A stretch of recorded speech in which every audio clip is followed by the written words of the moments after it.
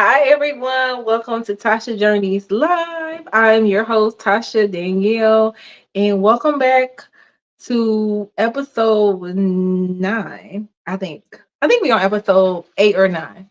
I think it's 9.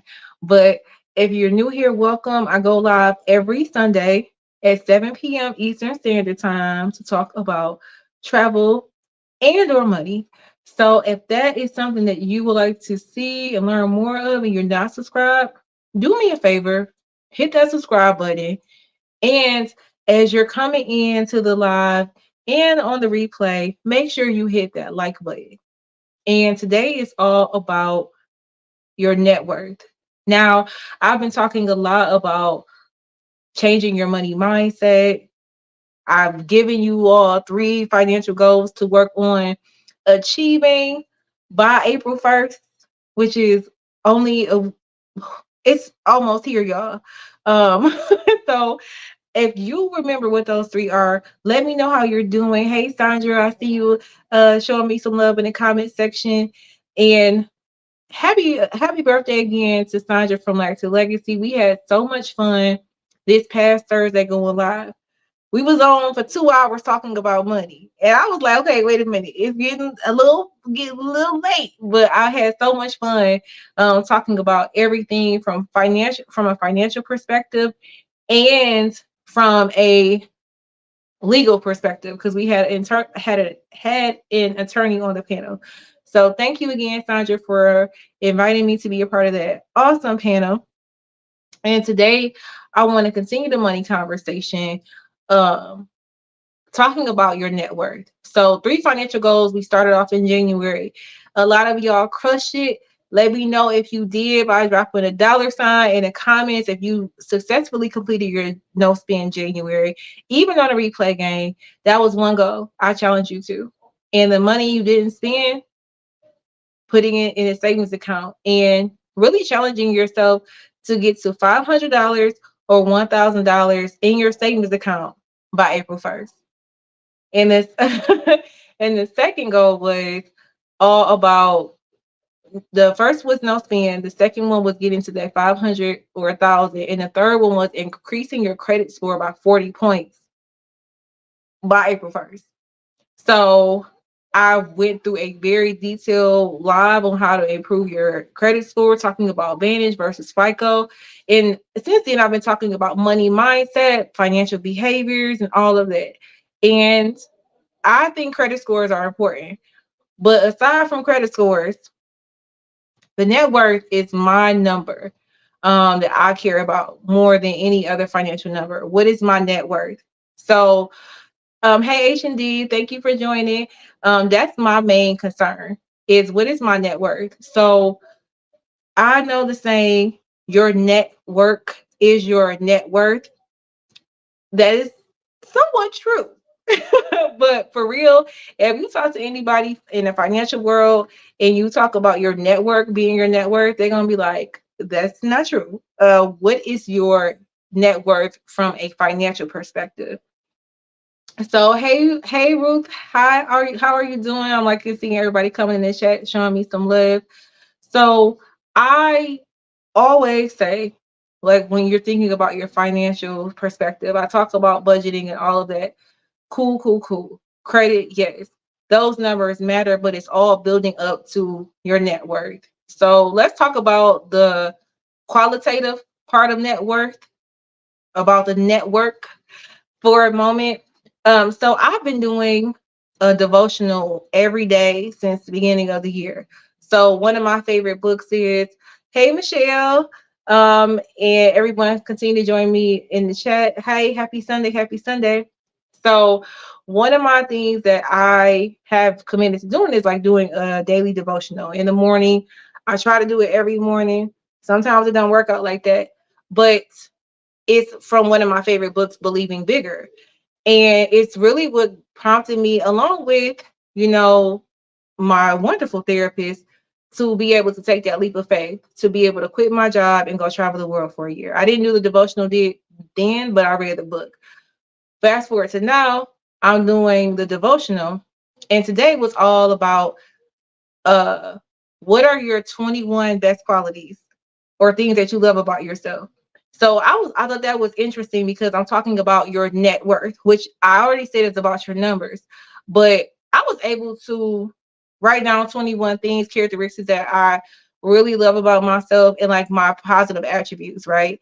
So have you ever done anything like that? What do you think some of your positive attributes are? So I know I talked about the numbers, which I'm gonna get to, but your attributes and how you look at life, how you look at your finances really will impact your numbers on your net worth as well. So I was able to get to those 21 very fast. But if you would have asked me to do that exercise a couple years ago, I would have been struggling. But I do believe it's important about your mindset, who you hang around, and all of that. So net worth from a financial perspective is simply assets minus liabilities. That equals your net worth. And so, if you have family, if you're a person that talks about generational wealth, which that buzzword kind of irritates me because people use it out of context so much.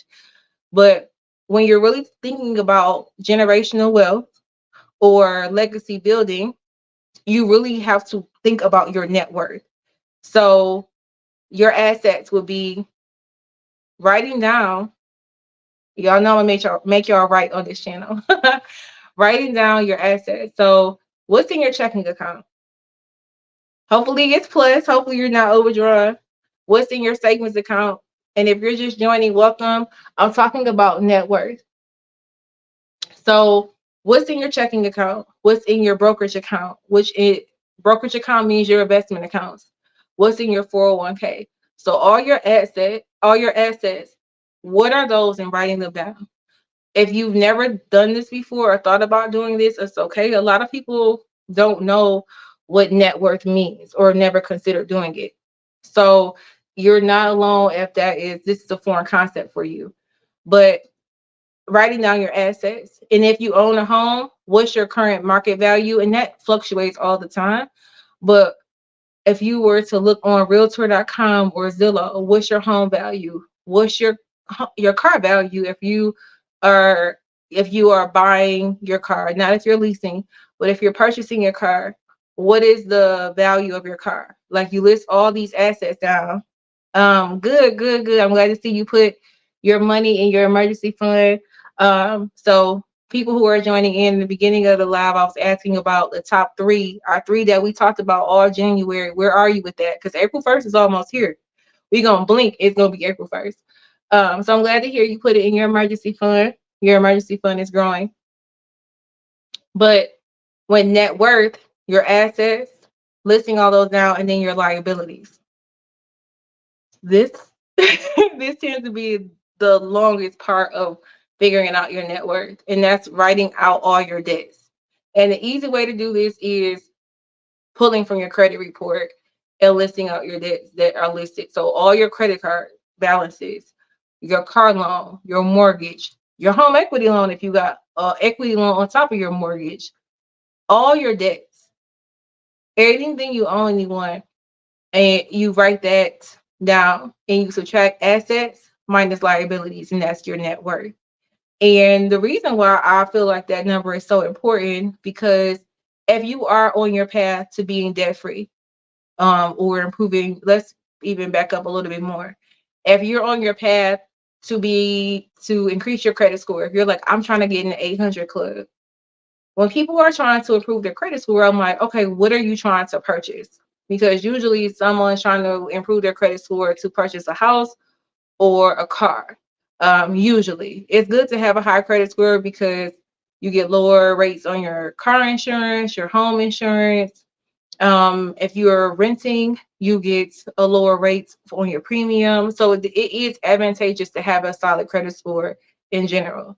But for the most part, people who've had like medium credit score, moderate credit scores, let's say 700, 650 type of score, 650 to 700, when they're trying to really boost it, it's because they're trying to purchase something, right?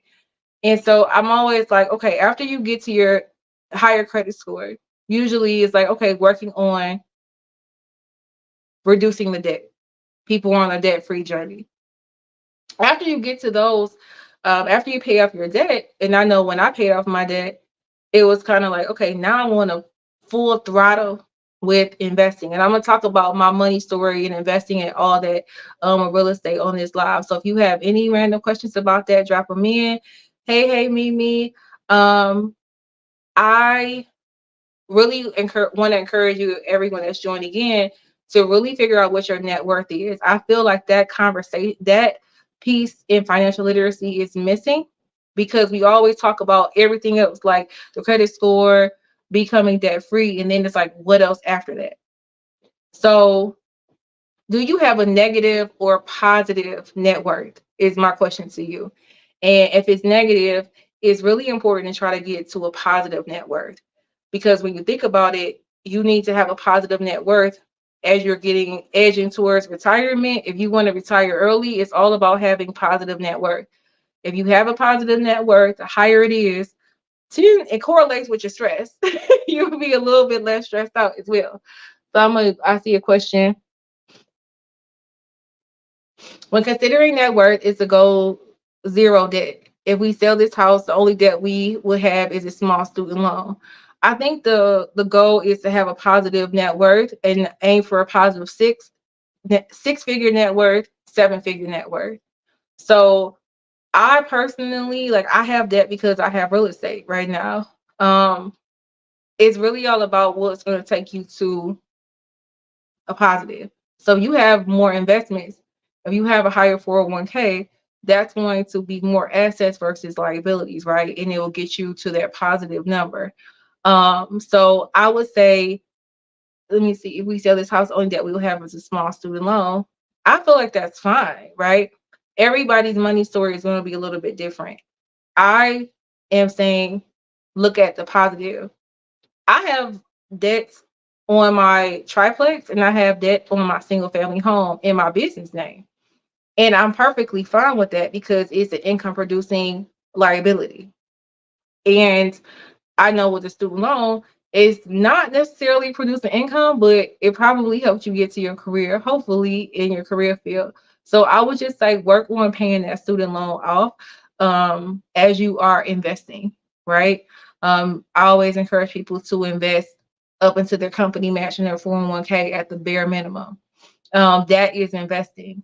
And then the next part after that is always say max out the Roth IRA. So if you're doing these things and you have your debt, like keep paying it off. So hope let me know if that answers your question, D. And if not, let me know and I'll expand on it more. But that's what's getting to your net worth. Now I want to go back to the qualitative thing. So I mentioned in my devotional, I'll list out the 21 positive things I love about myself, and that's positive attributes. And that to me is my social net worth, right? And I lean on those things to be able to create income for myself, and to be able to be strategic if I do get any debt. So another side of that is I just said like your network and your net worth. We always hear that saying. If you are in this community, whether it's my channel, whether it's on H&D Abroad, whether it's Picky Girl Travels the World, Exodus, any of the financial channels, like I mentioned from Lack to Legacy, these channels are all about changing your money mindset. Whether you want to travel abroad or not, it's really to get you to your ultimate goal, your best life, right? The dreams you want to live out loud and not just thinking about it from a far away distance. So do you have people in your network with a K, that's going to get you there from a financial perspective? And it doesn't have to be in person, it can be virtual. So I'm going to just pause here and tell you guys my money story. um yeah, yes, it can make it a whole lot smoother, and that's why I'm not so like, oh my God, rigid. Like there are some financial people like Dave Ramsey is people who think debt free, and they immediately like, did you do like Dave Ramsey? I took pieces from him. I took pieces from Glenda Bridgeforth, from Michelle Singletary, from all other financial people as I was working on my debt free journey years ago. But Dave Ramsey is known for being super rigid, like laser focus on paying off debt, eating beans and rice. That's just, I don't subscribe to that. But I want to take a minute. I love that y'all know each other in this chat now. Y'all seeing each other every Sunday. Um, for joining me. So hey me, I think I said hey to me. Hey everyone that's coming in. And I'm just showing y'all. Thank y'all for commenting. So it's a little community building over here on my channel with people who want to get to the financial next level. So when it comes to me moving abroad, when I moved abroad for a year for the sabbatical, um, when I wanted to become debt free, I found my virtual community because I didn't have it in person, right? So network, net worth, because as you're learning stuff from me and other people socially, it is cool to keep motivated after this hour, during the work week.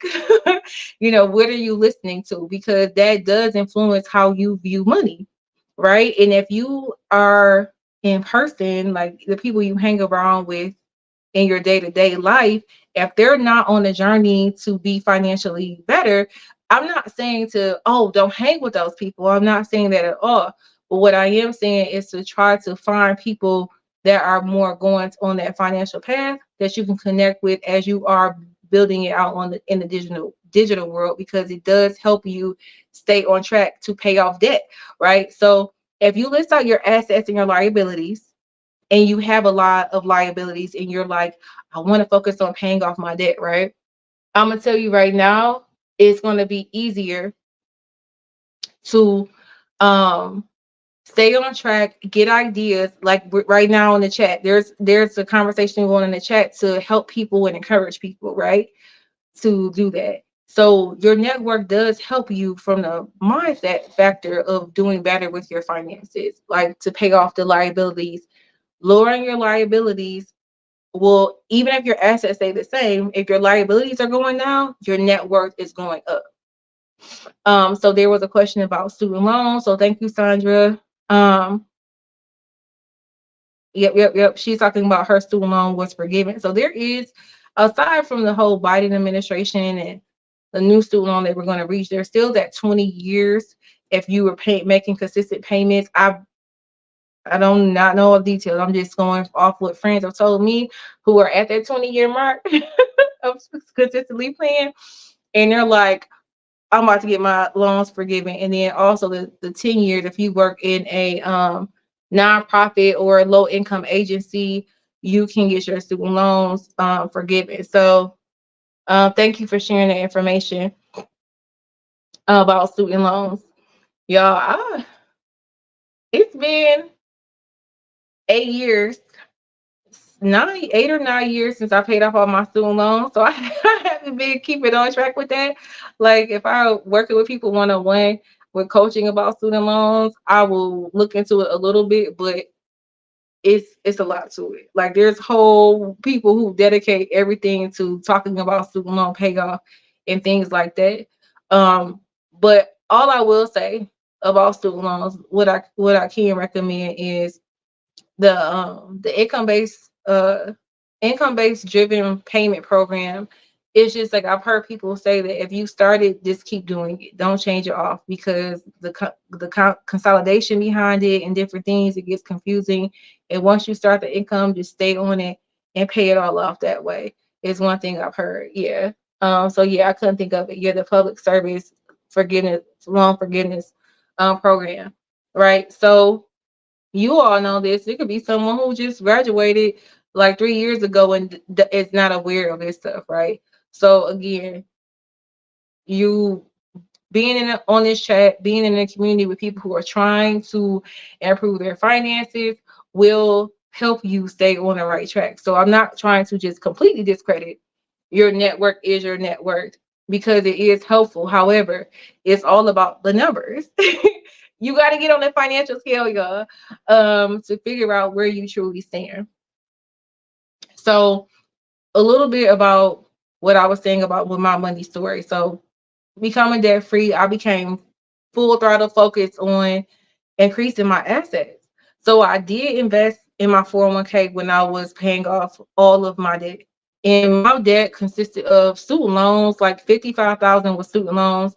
The other part was credit card debt because I had to put myself through college. So I wish I could say I was going on amazing spring break trips and shopping sprees and all of that. Was not my story. Because back when I was in college, you had to buy those textbooks, you couldn't rent them. That was not a thing yet. So a lot of my student loans, I mean, a lot of my credit card debt was off survival mode for me. Those dining halls closed, and I had to eat. And I worked. I've been working since I was 13 years old. However, there still was a gap there, and so I used my credit cards to like bridge that gap for things I needed to be able to get through school in 4 years. So I knew about the debt when I graduated. Had a plan for paying it back. In college, I focused on having a high paying career when I graduated. I just didn't have the luxury of like figuring it out. Like when I was in school, I was like, I need a career. And I need something that's at least gonna start me at 50,000 when I graduate. What is that? Accounting? I guess I'll be doing accounting. Even though my major was in econ, I was like, I need to work at a firm. So my point is, I knew when I graduated college, I gotta pay these student loans off. So what's the point of me telling you that?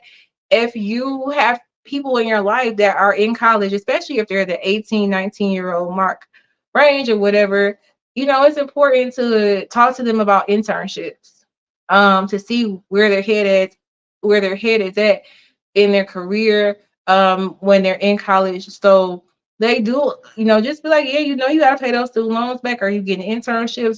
Thinking about job or career after you graduate. I know I have cousins in my life, and I talk to them about that all the time. About like, okay, um, those student loans is for real. So where's your head at as far as career wise or whatever? So that's the debt story with me. And then once I paid it all off, it was like, okay, assets. I was investing in my 401k. I started opening and investing in my Roth IRA, and I was maxing that out. And then I'm like, okay, I'm going to open up my individual brokerage accounts. And so that's when I started opening up my Fidelity and my Vanguard just for regular investing. So there was no more just only knowing about investing from a retirement perspective, because Roth IRAs is still retirement.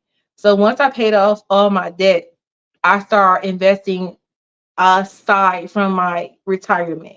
So if you're working and you're looking at your net worth, if you're on a debt payoff journey, this is why I still encourage investing in your 401k. Because if you're not aware, I mentioned this on another live, if you leave your employer at the age of 55, you can start taking distributions from your 401k without any penalties, as long as you're completely removed from that, you're not with that employer anymore. You can take from your 401k at 55. Yeah, 55. With Roth, you can take, you can use it for in 401k. You can take money from that for a down payment on the home. So there's some things you can do with your retirement accounts before you're 59 and a half or 65. So this is why I encourage people to, especially in your 20s, just throw the money in the 401k, and get that employer match so you can be building that, right?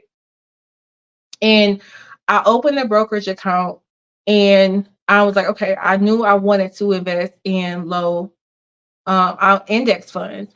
Um, and I started investing in ETFs. And if you like, what is this alphabet soup you're talking about?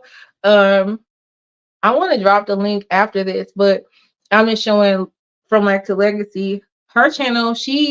People ask me about individual stock investing. I do not do individual stock investing. I don't do trading, but she does. So if I'm sharing, showing her comment on the screen right now, just so you can see a channel that you can check out if you are interested in trading, because that's just not my ministry. But I started getting involved with investing from that standpoint. And what I was looking for is something that just mirrored the S&P 500, which is where all like an exchange where the big stocks are traded. And so I'm like, okay. see the returns, maybe 10, 11% at that time, I'm cool. And then a friend of mine, so back to the network, um, got involved in real estate investing, and she encouraged me to look at getting a multifamily. And I remember saying to her, I'm not investing in real estate. Like, I've only lived in apartments my whole life, and getting a house is scary. What if the plumbing messes up? I got to call a plumber.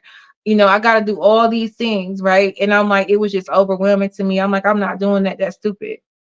And this is where it comes in handy having people again who challenge you from a financial perspective to motivate you to do better. Now, hear me out. This was not a friend who was saying, oh, you know, you should do what I'm doing from a perspective of give me some money. And there's this cash app stock investing going on. We're pooling our money together to go do all of this. It was none of that. It was just encouraging for me to do what she was doing independently on my own. So I want people to be aware of this, especially when talking about investing. Like, you should feel comfortable in what you're doing. No one should be, family or friends should be pressuring you, or in this moment you're going to miss out on if you don't do it, right? And I do have friends that actually were scammed during the pandemic from the like giving tree and all this different crap on social media of like, you give and we put it in a pot and give it to, I don't even know, but basically a pyramid. And that's not what I was about. I wasn't desperate in trying to increase my assets.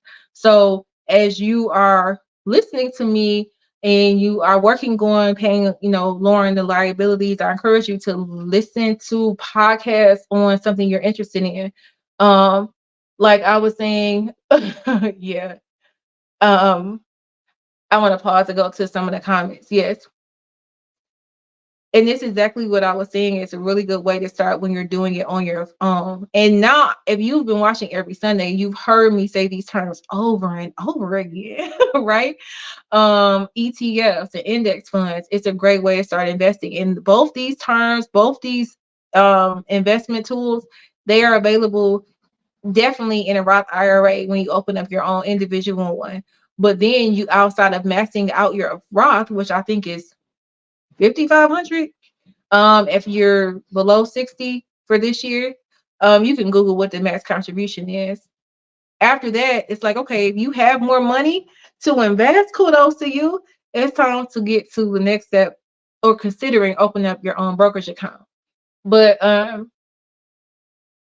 just want people to understand, like, when I'm talking about getting a positive net worth, I don't want you to do it in a way where you're not understanding and you feel pressure and you don't get it. So going back to some friends of mine that got scammed, not by me, because I don't do that. So yes, Mimi, whew, is right.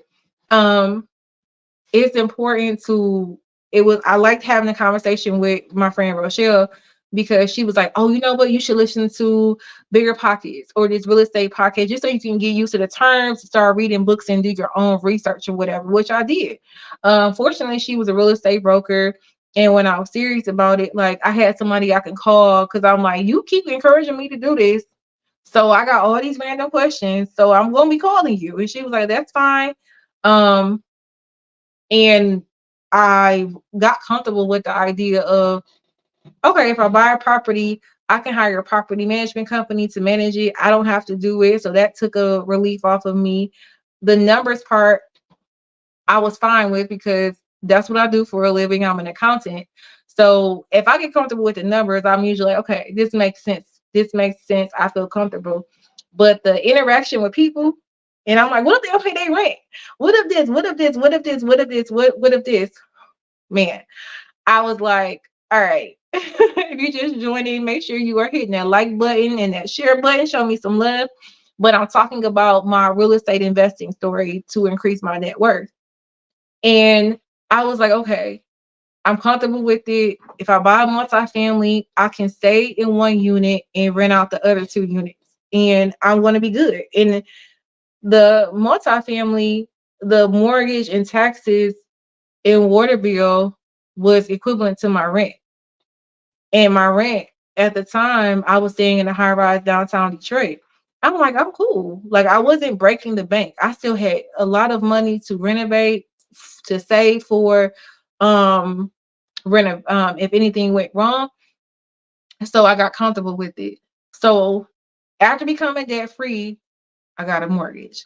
And this is where I'm saying I got a liability, but I had an asset growing because I was getting cash flow in. And then I also was thinking long term as well because I'm like, okay, I was my grandmother's legal guardian. And it was very stressful for me to drive from my house to her house and do all these things. And I'm like, multi-family living is cool because it could be a way in the future if I am the caregiver for my mom, I don't have to uproot everything. You if it came to that, it could be in the same dwelling. So that was another aspect aside from income. And I think honestly, like the multi-generational family living in one dwelling really is a good way to go. And that's how it was back in the day. So that's how I bought my first rental property, aside from all the other storytelling. I got comfortable with the numbers. I got an FHA loan. So I only had to put 3% down. And I was like, okay, I'm gonna live in this house and figure it out. And it was a journey. And I'm glad that I bought the multifamily so I could understand what it meant to live in a house. Because if you're just joining, I was just sharing, growing up, I lived in apartments my whole life. So buying a home, living in a home, and taking care of a home was a little bit overwhelming, but I could see the vision.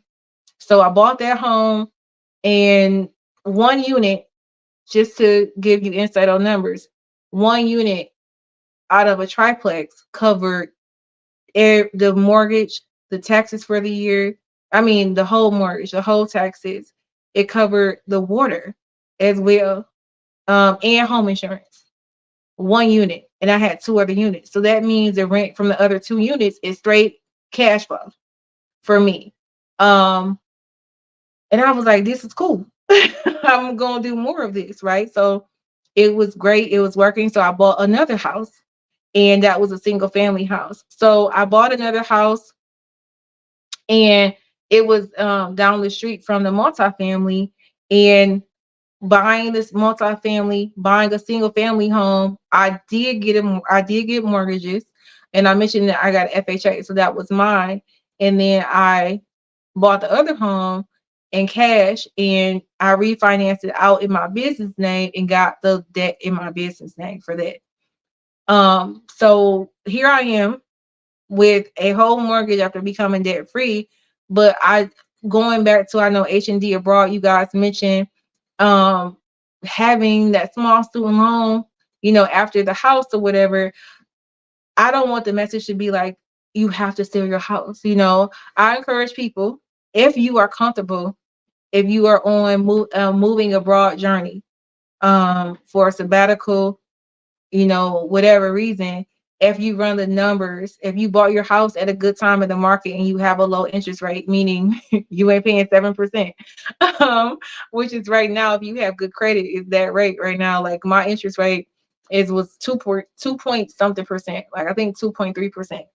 You know what I mean? And I got the house at a good time. So even with me going on sabbatical and me planning to semi permanently live abroad, I'm never selling my house. um I'm comfortable with renting it out. So that's one thing I always say, like, hey, just because hear people saying they sold their home and to move abroad and all of that stuff, I encourage you to run your numbers where you're living and see if there's any good property management companies. If you could wrap your mind around renting, just putting it in your mental to look into. I did. I saw it, and I did end up firing two property management companies with all of that, but I do not regret anything about the homes that I bought. So I'm gonna jump to questions because I see a lot of good stuff going on. Yes, I agree. H&D. I don't invest in anything I don't understand either. So I was talking about how some people in my life, friends and family, they got scammed during the pandemic, during this whole giving tree thing and whatever, or feeling like I gotta hurry up and invest in cryptocurrency or forex, and I don't understand anything. But I keep hearing everybody on the news and hearing people talk about how I need to get in now. And feeling this need. Like if I don't get in now, I'm going to miss the big $1 million.com bubble that happened in the 90s when people got rich. I'm like, okay, but you also could lose it all because you don't know what's going on. And a lot of it was speculative and a lot of it was scams. So I'm glad you shared that. There's so much free information out here when it comes to investing in the stock market or learning how to invest, where you don't have to give your money to someone to help you figure out, I mean, to invest for you. You know what I mean? Aside from a financial advisor, let me just say that a financial advisor, they're licensed. They they have an incentive to do the right thing, or they can lose their license, and it's a whole other thing that comes along with it. Versus a friend of a friend saying, "Give me $200, and I'm gonna flip it and make it 500." It's like side eye. Research is so important, and I like that Sandra shares that Fidelity does a lot of free trainings on investing. And I even said when I did my live on 401k, if you have an employer and they have a 401k, those in like the JP Morgans, the Empowers, the Fidelities, whoever your plan sponsor is at your job, they're required to give free trainings, whether it's virtual or in person. So contact them, figure out what their free training is specific to what's in your 401k. It's your money. Get comfortable with picking up that phone, sending that email, and having these people explain to you what's going on. Hey, Tasha. Hey, Sammy. Nice to see you here. Yeah, the multifamily was good, but oof, I'm gonna do a. I've had some stuff in this multifamily too, but at the end of the day, even with the stuff I found out, I had to put more money into it. It still was a win. So, hey, I love everybody showing each other love in the comment section.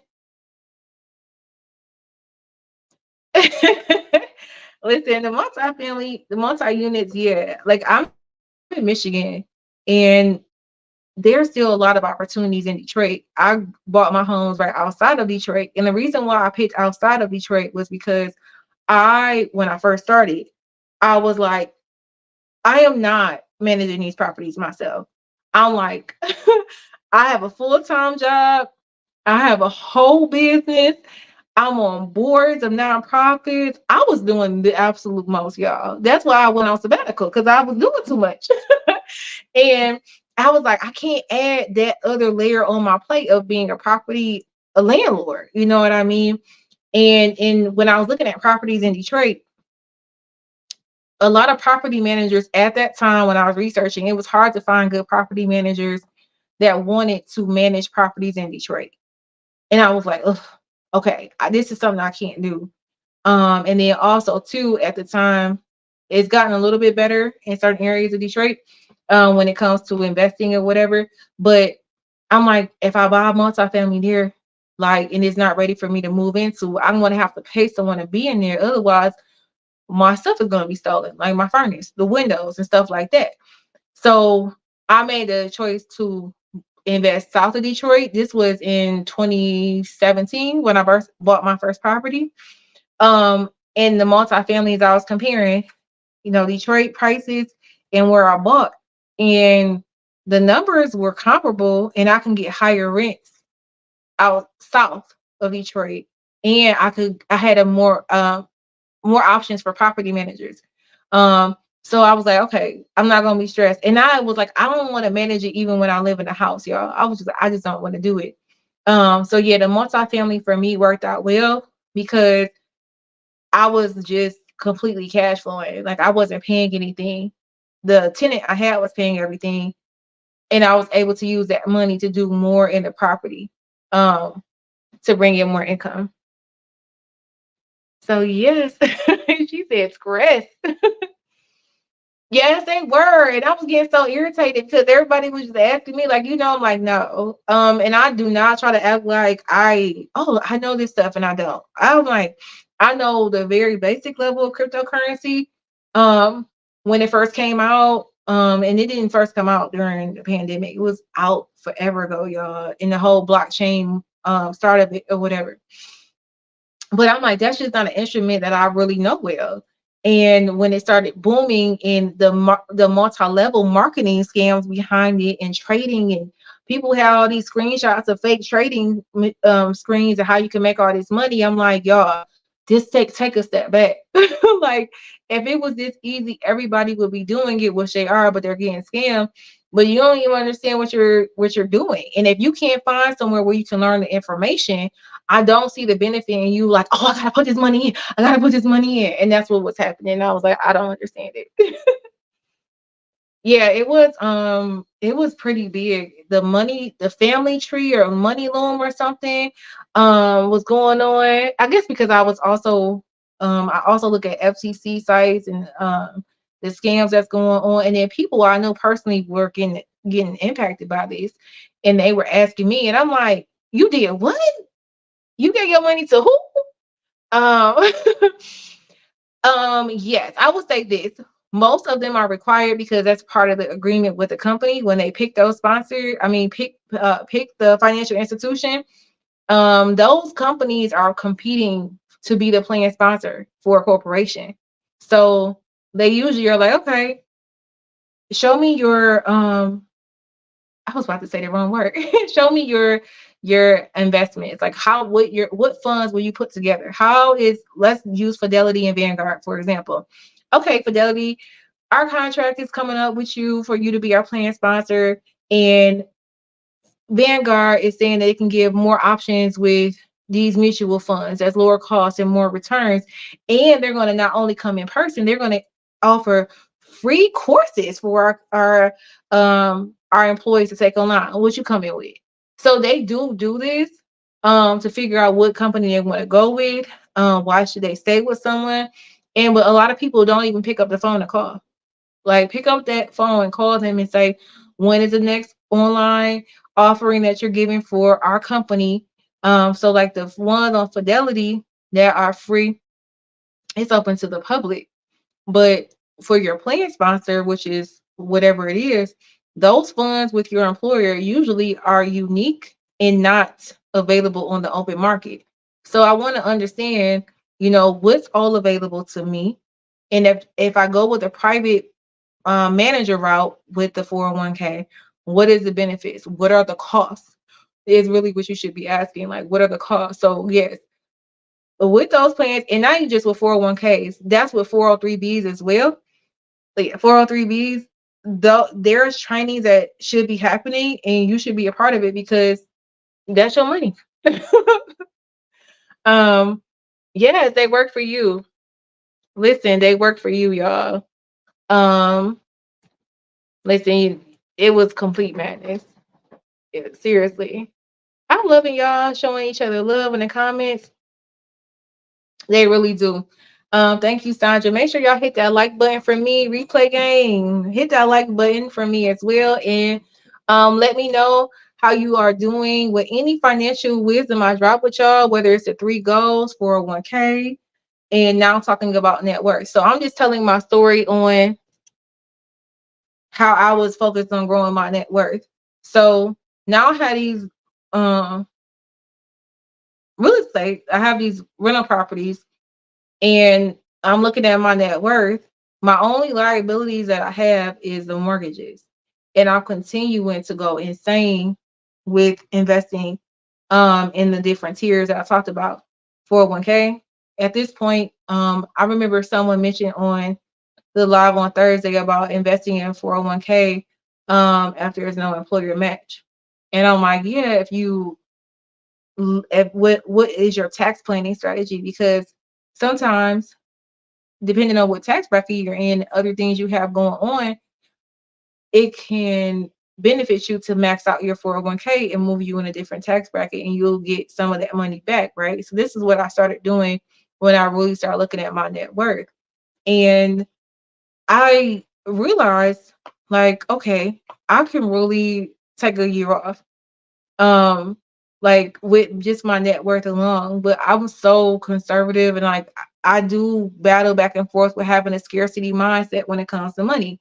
So this means that I could I could see a lot of zeros or whatever in my account, and I want to see a lot of zeros in my future, but I will still have that mindset of like, okay, but this can happen and you got to have this. And so I will like live on a fraction of what I see just because I'm like, what if this happened? I could lose it and all of this, just basically letting fear run like lack. I'm not going to keep growing, even though I can see it growing, y'all. I'm gonna have all this growth going, and I'm still like, okay, but I'm still gonna live here. I'm still gonna do this, right? And I really had to be like, okay, you hit your net worth goal. And I already told y'all, I'm not one of those YouTubers that be telling my business when it comes to the numbers part. So that's why I always be vague. But I got to my goal where I wanted to be with my net worth. And I was like, okay, I could leave, I could quit my job, but I just want to make sure. And my original plan was to quit my job and take the sabbatical in 2020. This is before nobody knew about the pandemic. I had said 2020 on my birthday, I want to take this sabbatical. And even with the rental properties doing really good, and even with like I said, all the investments were growing, my net worth was growing, I still couldn't pull the trigger. And then when the pandemic happened, I'm like, oh, I ain't traveling. People losing their jobs, I'm gonna stay. I didn't have the courage to do it for 2 more years. And I told myself then it's because my numbers didn't look right. And I'm like, that's a lie. Because I'm looking at my net worth and it's literally where I said I wanted to be. And I just kept forcing it to grow and grow and grow. So I finally took that leap of faith in June 2022. And so when people say to me, "Oh, it must be nice to be able to um take a year off and travel the world," I'm like, no, I grew up low income. I literally put myself through college. From a financial perspective, I have a great mother who is emotionally supportive to me and raised me right. So shout out to my mama. She be all in this chat. But and I don't take that for granted because everyone doesn't have that. From financial perspective, was on me. You know what I mean? So it was like it was frustrating in a way when people kept saying it must be nice, especially when I talk about real estate. I'm like, no, I literally had to just figure this ish out. I had to figure this ish out with trial and error from the real estate perspective. Um, Listening to stuff, listening to podcasts is cool. But thankfully, I did have a friend who was going through the same thing and knew about real estate that was helping me. But certain stuff you just can't learn. So you have to learn through failure. You have to learn through bumping your head. So I didn't over prepare with me going abroad too. Like with taking my sabbatical, I get a lot of comments. I love that y'all watch my vlogs. I get a lot of comments with people like who do their scouting trips and they really just overanalyze everything. And I even see it with um in the group chats and the Facebook groups that I'm in. What should I do? And I have this day one, day two, and just want to have everything planned out before you get there. I think that makes room for disappointment because you have all these high expectations. You read the top places to go. You're going here on Monday, you're going here on Sunday. I just didn't do my sabbatical like that. And I also would say that too when it comes to real estate, when it comes to starting your business, when you think about increasing your net worth, there are some risks you're going to have to take, right? Even with your 401k and investing, you're going to make some mistakes. And yeah, you can do research or whatever with it. Like we want to do research so you don't get scammed. There's a difference between getting scammed and learning a learning a lesson from doing things the right way. Like there's two different things. But I would say like you can't just analysis paralysis is what I was trying to say, is what a lot of people do. When I see it in the Facebook groups when it comes to, like I said, taking a sabbatical, figuring out where to go. I see it with when it's investing. I see it when people start their business. They're like, I want to wait. First, let me make sure I should I get an attorney first to file the LLC, to do the resident agency, should I get my website? Should I get my I'm like, did you get your first client? Do you know who your client is? You know what I mean? So it's just like, don't let analysis paralysis slow you up with increasing your assets or reducing your liabilities, right? Um, Let me go to the comments a little quick. I see y'all in here going. Hey Maya. showing each other love. They do. I think I went back up to the yes, Sonya. Yes, please hit that like button. Yes, that's been my story. It's so hard to become a spender when you are in save mode. Yes, that scarcity mindset, the lack. I'm going from lack to legacy, Sandra. Um, so it is hard. I agree. It is time for a change, and so that change for me came with going abroad. And I was like, "Oop!" 2 months in, I broke my budget. I was like, "All right." That wasn't going to according to plan because I was just like, I'm just do whatever because I have like 20 plans, 20 backup plans. I'm like, yeah, you can kind of do whatever for a moment. And so 2 months in, I was over budget, and I was like, all right, I guess I got to go to a cheap country. Where can I go in Europe? That's not in the Schengen area, like basically an area where you won't count days on your 90-day visa because I still wanted to stay in Europe. And I'm like, Bulgaria. This is coming up. Like this. This is what I'm saying. Being random and stuff, and not everything going to plan. It ended up working out. Bulgaria ended up being a great place. I randomly went to for a month to do what? To get back course correct with me going over budget. So when I talk about going over budget, talking about numbers, there is humanity in it, and that's why when people bring up financial gurus like Dave Ramsey and stuff, was like take pieces from people. You don't have to follow stuff to the T, even with what I'm saying. Like take what works for you, leave the rest, you know, and keep it moving. But yeah. Yeah. And listen, people have to do different things, right? And you retired. Your girl is I'm back out here corporate thugging. So I'm not early retired yet. Um, but you did what you had to do. Me too, me too, me too. I'm loving all the everyone talking finances in here. So again, if you have seen my stuff, seen like the videos, and you're like, okay, I want to pick your brain. Yes, take the meat and leave the bones. If you want to pick my brain, I'm letting you know how you can book a session with me to pick my brain, to have a dialogue with me about any financial questions that you have. Hopefully, this live makes sense about your assets and your liabilities. You know what I mean? Yes, your network can help you build up your network, but you really got to roll up your sleeves and look at those numbers. Don't be scared. Don't be scared. Um, and just the fact if you're on listening to me every Sunday, it's doing wonders for you anyway because you're hearing someone talk about money. I do want to say this one thing about when I was paying off my debt. I did, and I mentioned this on a few lives. I did not continue being friends with a lot of people because they just felt like what I was doing was so extreme. Just because I'm choosing to stay in the house, delay my gratification, because I'm trying to pay all my debt off.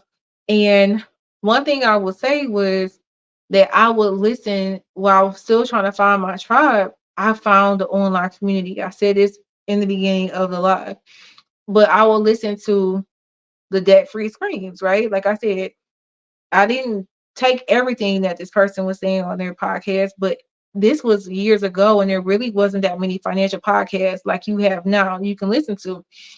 And I would just be at work like, that's gonna be me. You know what I mean? And then I end up finding people in person at my church. We start doing financial events at my church. And that's what really kind of set a lot of stuff in motion. And I met a new tribe. I found my money tribe in church. It's the church that I was going to at the time, to stay encouraged. And we were putting on all these events at our church, free financial events for people to improve their finances. Like we were really rolling up our sleeves, doing logistic planning, marketing, pulling ads and all this stuff, like to really get people to show up and show out to improve their finances in the Detroit area. So for me, it was like, okay, I was able to keep going and growing in my financial journey, even though during the day, like my profession, I am a CPA, I am an accountant. However, I'm still human, right? And my upbringing, I'm just because I work with all these type of people don't mean that's who I'm with morning, noon, and night. So it was important to me to still like find people who were on that path to have a positive net worth. And if I didn't do that, I wouldn't have got involved. I think I would have it do another course, right? But I wouldn't have been able to do real estate. You know what I mean? I wouldn't have been able to push myself to new levels. All right, let's see what y'all talking about. Yes, I was trying to come up with the thing. Y'all know when y'all go live, you be like, brain fog is so real with doing lives. Even though I'm doing a lot more of them, I be like, what's that word? What's that word I'm trying to say? I be so frustrated with myself. I be watching the replay like, girl, you didn't know what you were trying to say then. Yeah, that's so key. Don't let people let people pressure you to deviate from your plan, um, or hold it to your heart. And not share it with the people until you find the right people that you know is going to encourage you. It's in Let me stop here because I said that I had a friend that challenged me to get involved with real estate or whatever, but it was encouraging me from a step up. They weren't getting anything out of it or whatever. And then you have people that are trying to deviate you from paying off debt to go take a trip, to go shopping. You know, if you're trying to lose weight, let's go to happy hour and have this drink. You know what I mean? It don't matter. Why you going to the gym? Let's go do this. Like all that's taken away from you, right? And that's negative pressure that you don't need. So that's not to challenge you in a good way, right? So that is so important too. I'm happy to hear that, Michelle. Put yourself on a 3-year debt, putting yourself on a 3-year debt free plan. Um, the next slide was going to be me going in deep about the methods I use and really showing the numbers. I don't care about sharing my numbers with debt. I just don't like talking about my numbers with my net worth. Yes, I will do that. Hmm, I'll talk about it now. But I make sure if it comes to a point where y'all know sometimes I'll have presentations ready with screenshots to show y'all to give y'all visuals. But this is what I will say about your credit report. I really encourage people to get their official credit report from, I will drop it in the chat after, not the chat now, but watch the replay and I will drop the links there and I'll pin it. Get your annual credit report from all 3 bureaus for free. Um, it's so important to access your official credit report because it may have stuff that on your official credit report that's not what you're seeing on your Credit Karma report. Or if you have a credit card like Discover or Citi where they give you your FICO score, some may have you give you access to a credit report. It's not your official credit report that go has to follow Fair Credit Reporting Act laws. So some things may not be on there. So it's important to access your official credit report. Again, I think it's freeannualcreditreport.com, but I want to drop the official link because there are some scammer websites that looks like the one where you're supposed to get it from, and it's not. So I'll put the one there. You can dispute your information on your credit report online or writing in. I will give an example of me disputing something recently, inquiries on my credit report with TransUnion and Experian. I had 2 inquiries. I was like, wait a minute, why did my credit report change? Like my credit score change. And I looked at them like, I did not apply for these credit cards, right? And I was confused because I could have sworn that I had frozen my credit, but I unlocked it and I didn't freeze it back. So my mistake. So they all frozen now. And I went to dispute it online and there wasn't an option for me to dispute with those bureaus. So I actually had to call. So you can actually call the credit bureaus and work with them online. And I'm like, I don't see the option for me to dispute these inquiries. I did not make them. And I had to actually mail in a letter to them to dispute the inquiry. So sometimes, depending on what it is, you can dispute it online, or you may have to actually mail in the official dispute and show like a return receipt that you sent out the dispute to the bureau. But you dispute anything on your credit report that's not accurate. You dispute if you see an extra name on your credit report. Like I had my name, my full name with a second. Like like I was a I don't know, women do juniors, I guess, in seconds, but like the seconds, Mary Elizabeth or something like that. And I'm like, why does it say Mary Elizabeth said the second? That's not me. I'm just using that as an example. I disputed that. So anything that's not accurate, disputed.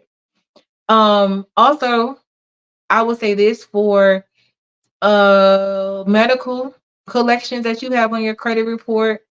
Um Medical collections for sure. Credit cards don't really work like this, but if you see any debts on your credit report, it's 2024 right now. Let's say you see something on there from 2016. No, 2018. Let's say you see something on there from 2018 that's still like within the 7 year realm, and you're like, this is not correct. I don't have this. Like this, I don't remember this because let's say you haven't pulled your credit report in years and you really don't remember it. I cannot think of the exact word terminology, but you can contact a creditor and you need to have support of this and say, I want you to show, like, prove the balance to me. It's escaping me of the exact terminology off the top of my head, but you can say it's not a demand letter. I don't know if somebody in the chat know what I'm trying to say. You can drop it, but you can require them to show basically the receipts on what this debt is, when did it incur, and all of that. They have so long to provide this information to you. It's a part of the Fair Credit Reporting Act. If they do not provide this information to you, then you can go to that bureau and say, hey, I followed whatever law or section it is from the Fair Credit Reporting Act, and I do not owe this debt. I asked for validation. I think it's called debt validation. Validation of this debt, and they didn't give it to me. And you can request for that information to be removed. So I have had success with helping people do this as far as like telling them what to do, what to write, or whatever. It can be a repeated process. Um, but that's one way you can get stuff removed from your credit report. If you're like, hey, maybe I did go to the hospital this day, but my insurance should have covered this, whatever it is, and you don't have the time to go back to 2018, you telling them, hey, validate this debt because you're supposed to. It's on my credit report, and you're saying I owe you. So I answered that question, but I will do a walkthrough of it at a future live. So let me know if that helps you. Yeah, I couldn't think of it. I'm like, I did debt validation. I'm like, wait a minute. I think that sounds right. Um, but since I'm talking about, your net worth and removing the liabilities and all of that stuff. But that's all I got for y'all today on this good Sunday. Thank y'all for staying with me for a little bit over an hour. Next Sunday, I really will be going through debt payoff. So if you we're working through the budget, figuring out what budget works for you from last week. I talked about 4 budgeting methods last week, and a lot of it, this depends on where you are. I shared that, hey, certain budget methods work for me depending on what my goal was. I use a whole different system when I was determined to pay off my debt versus once I paid off my debt. So it what budgeting method you use really depends on what your financial goals are. And I really want to break down how I paid off my debt, how I stayed motivated paying off my debt, and just looking for ways to increase my income while paying off my debt as well. So thank you all for watching. Thanks for the comments. I appreciate y'all. And if you haven't done so, make sure you hit that like button and go ahead, show me some love and hit that share button. And I will see y'all next Sunday. Bye.